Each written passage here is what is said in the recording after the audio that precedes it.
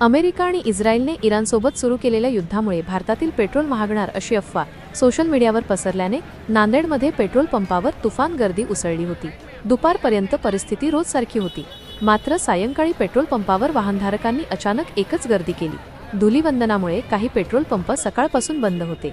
जे petrol pump सुरू होते त्यावर सायंकाळी गर्दी उसळली होती। वाहनधारकांनी अचानक रांगा लावल्या। पेट्रोल महागणार, पेट्रोल मिळणार नाही या अफवेमुळे अनेकांनी आपल्या गाड्यांचे टँक फुल केले। युद्धाच्या परिस्थितीमुळे पेट्रोलचे भाव वाढणार असल्याच्या अफवा सोशल मीडियावर पसरल्याने हा गोंधळ उडाला। दरम्यान पेट्रोल पंप बंद होणार नाही, मोठा साठा उपलब्ध असल्याची माहिती पेट्रोल पंप चालकांनी दिली।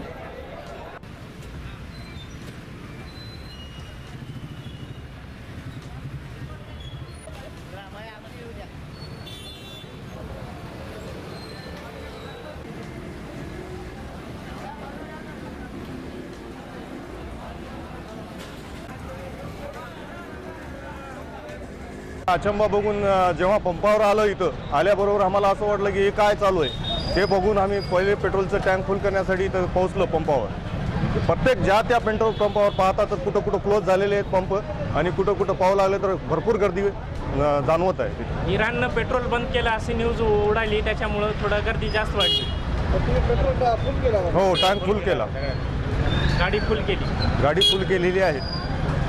आखाती देशातलं जे युद्ध भडकलेलं आहे त्या पार्श्वभूमीवर इंस्टाग्राम आणि फेसबुकवर काही रील्स व्हायरल झालेल्या आहेत आणि त्या रील्समध्ये असं लोकांना आवाहन करण्यात येत आहे की आखाती देशामधलं युद्ध झाल्यानंतर काय होऊ शकते, तर भारतातलं पेट्रोल आणि डिझेल संपवू शकते।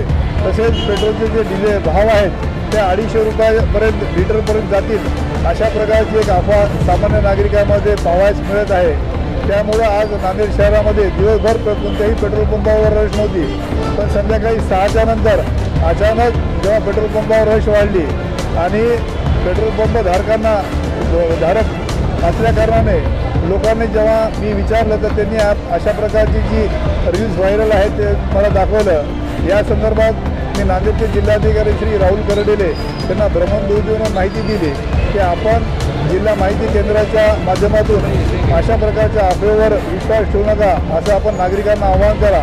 आणि आपल्या माध्यमातून मी असं आवाहन करतो की पेट्रोल आणि डिझेल हे काही संपणार नाही आणि पेट्रोल आणि डिझेलचे भावही वाढणार नाहीत। त्यामुळे लोकांनी या गोष्टीची दखल घ्यावी आणि पेट्रोल आणि डिझेल जेवढं त्यांना आवश्यक आहे तेवढंच त्यांनी वितरकाकडून घ्यावं, अशी मी आपल्या मार्फत त्यांना विनंती करतो।